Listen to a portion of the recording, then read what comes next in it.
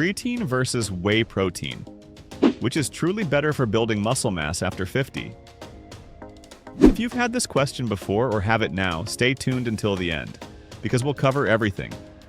What each one is, how it works in the body, what science says specifically about those over 50, the benefits, the risks, an honest comparison, and at the end I'll give you the direct answer, depending on your reality, your budget, your routine, and your diet. But before we start, please tell us in the comments your name and the city where you're watching our content from. Well, the first thing is understanding what's happening with your body. After all, if you don't understand the problem, you won't understand the solution. Starting at 30, the body begins to lose muscle mass progressively. This process has a name, sarcopenia, and it accelerates after 50. Without any intervention, you lose between 1% and 2% of muscle mass per year. In 10 years, up to 20% of the muscle mass you had. But it's not just quantity, it's quality.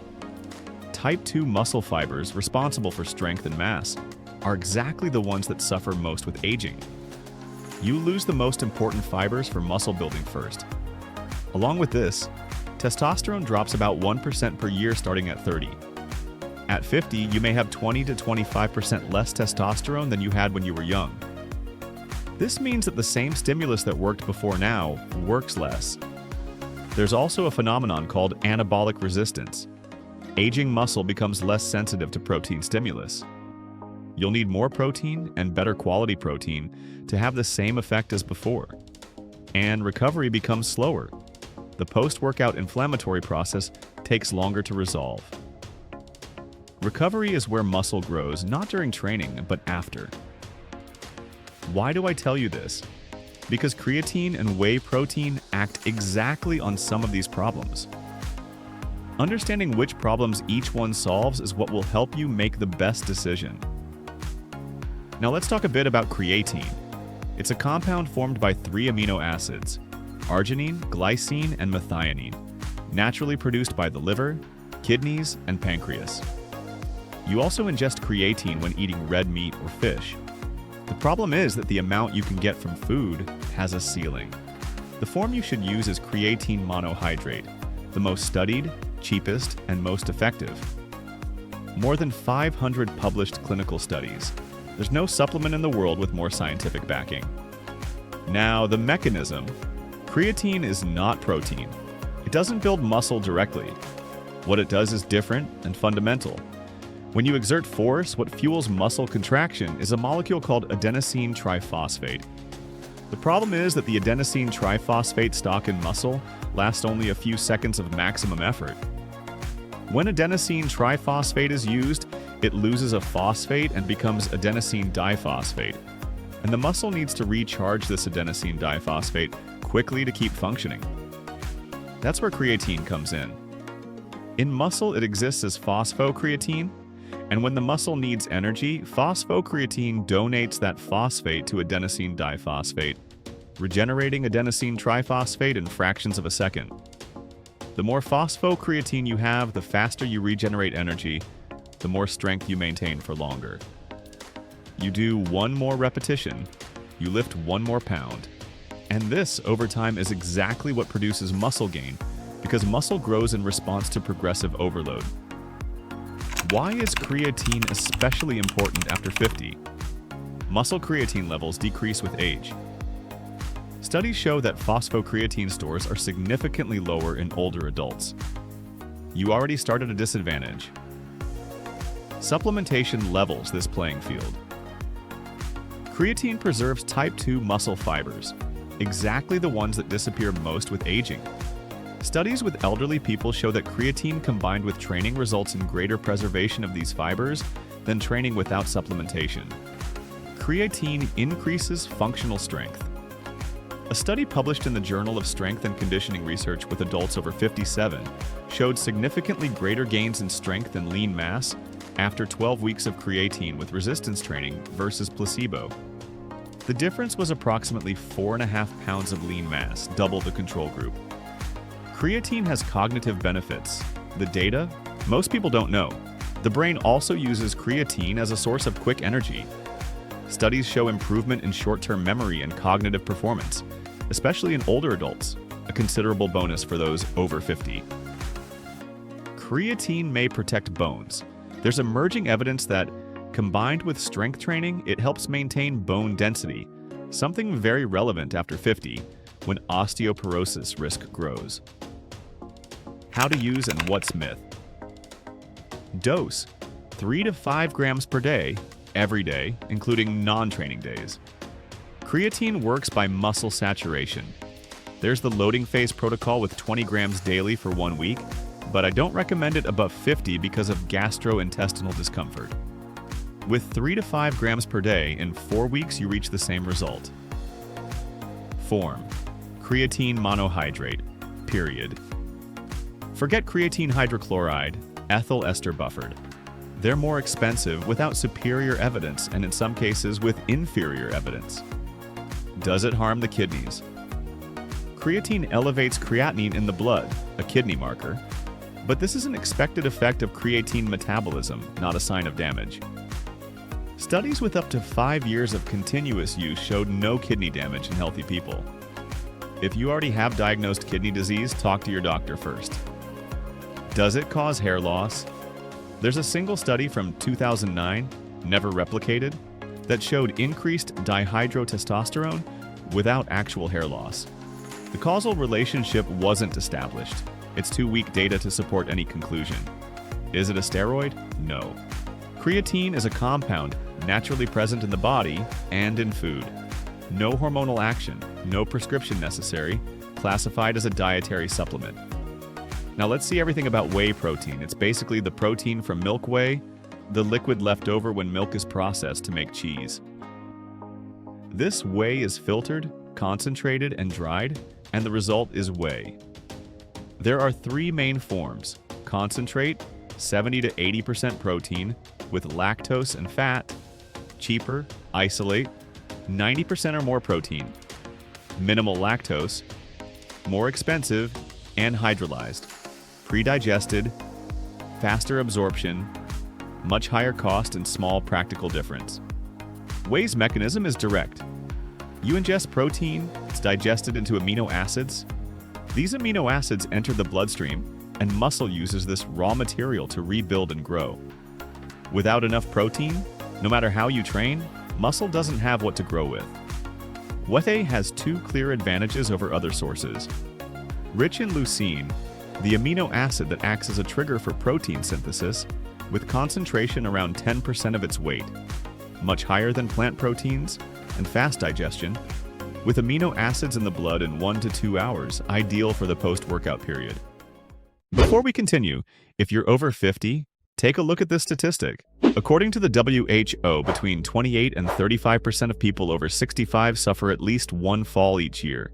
More than 70% of these falls happen inside the home, and today falls are the leading cause of loss of independence among older adults worldwide. Many people blame it on bad luck, but in reality it comes down to a lack of strength, balance, mobility, and physical preparedness. That's why our team created Biological Armor, a complete protocol for people in their 50s, 60s, or 70s who want to make sure they never go through that. Inside the protocol, you'll get a special home exercise program designed to build functional strength, real balance, and reverse years of poor posture and physical neglect without damaging your joints. You'll also learn the habits scientists have identified as common among the populations with the highest life expectancy in the world, habits that less than 1% of the Western population actually practices. Access it now by clicking the pinned link in the first comment of this video, or by pointing your phone's camera at the code appearing on the screen. Why is whey protein especially important after 50? Here's the data that changes everything. Anabolic resistance. In young adults, 20 grams of quality protein maximize muscle protein synthesis. In older adults, muscle is less sensitive to this stimulus. Studies show that people over 65 need 35 to 40 grams of protein per meal to achieve the same synthesis level that a young person achieves with 20 grams. This completely changes the calculation. Traditional protein recommendations, 0.8 grams per kilogram per day, were made to prevent deficiency, not to optimize muscle in older adults. Current literature recommends For those who train over 50, between 1.6 and 2.2 grams of protein per kilogram of body weight per day. An 80-kilogram man would need 128 to 176 grams daily. That's a lot to get just from food, especially with appetite that tends to decrease with age.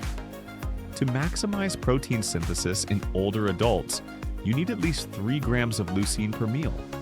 A dose of 30 to 40 grams of whey delivers this. Reaching this leucine threshold with conventional meals would require an enormous amount of food.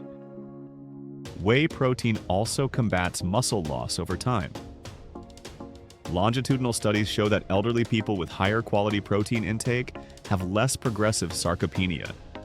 And for those with reduced appetite or difficulty chewing meat, a common reality over 60, whey is a practical and nutritionally complete solution. How to use and what's myth? Dose. Depends on how much protein you already eat. Whey completes the diet, doesn't replace it. If you weigh 176 pounds, need 140 grams per day, and get 100 grams from food. A dose of 30 to 40 grams of whey solves the rest. Timing.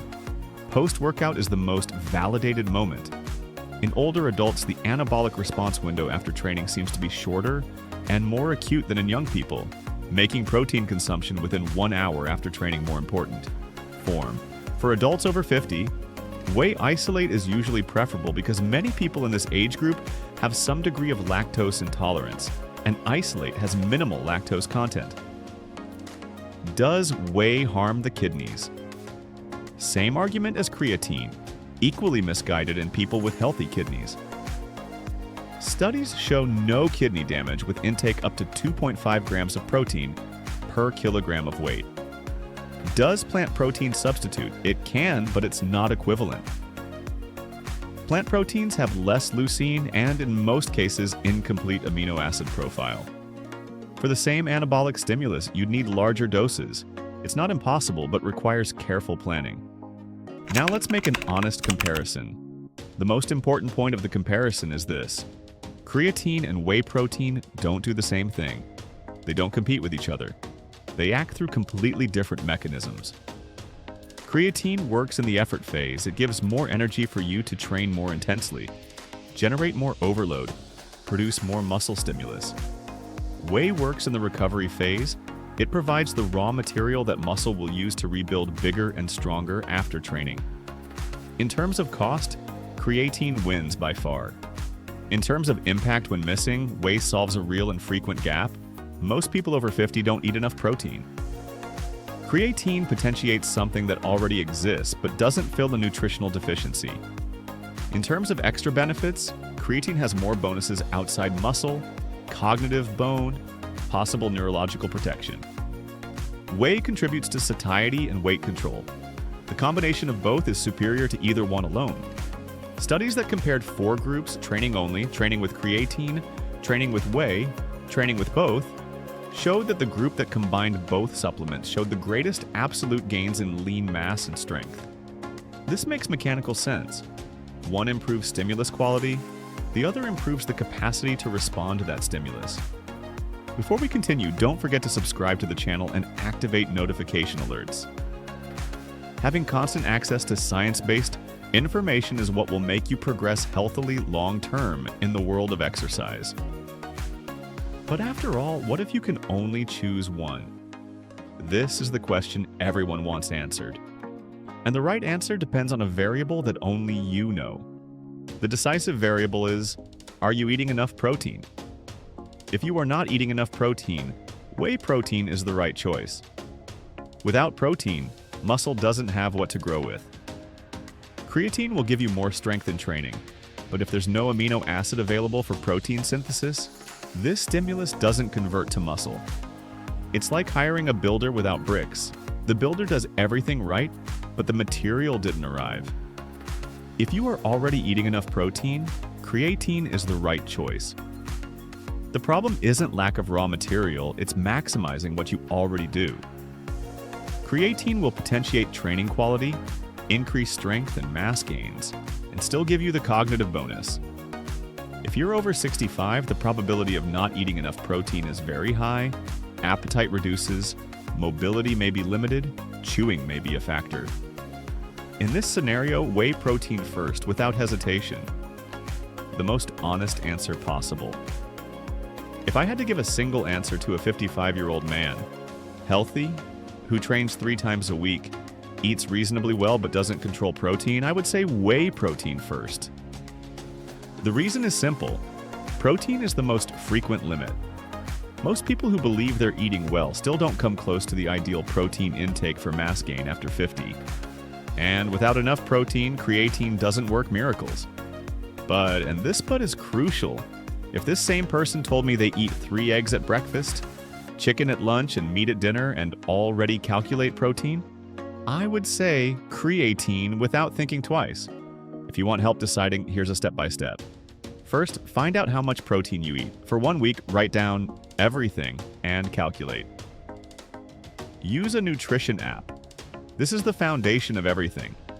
Then try to calculate your goal. Take your weight in pounds and multiply by 0.8. That's the number of grams of daily protein you should seek. If you're far from the goal, prioritize whey protein, 30 to 40 grams per day, preferably post-workout. If you're near or at the goal, add creatine monohydrate, 3 to 5 grams per day, every day with water.